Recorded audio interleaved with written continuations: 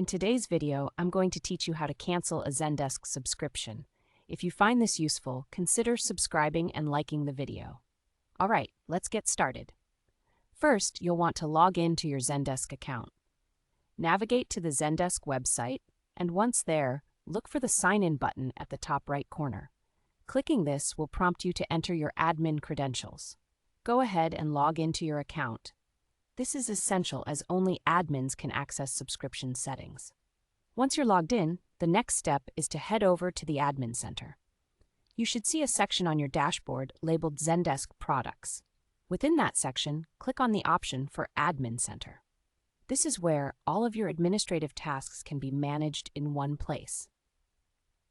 Now that you're in the Admin Center, it's time to navigate to the Subscriptions area. On the sidebar menu, look for the option called Account and click on it. This should bring up a list of options related to your account. Go ahead and select Subscription. Here you will find a summary of your current plan and details about your billing cycle, which is important as we move forward. On this subscription page, you should see an option labeled Cancel Subscription. Go ahead and click that if you're ready to cancel. But before you finalize that decision, there are some important reminders I'd like you to keep in mind. First, if you are unable to find the cancellation button, don't panic.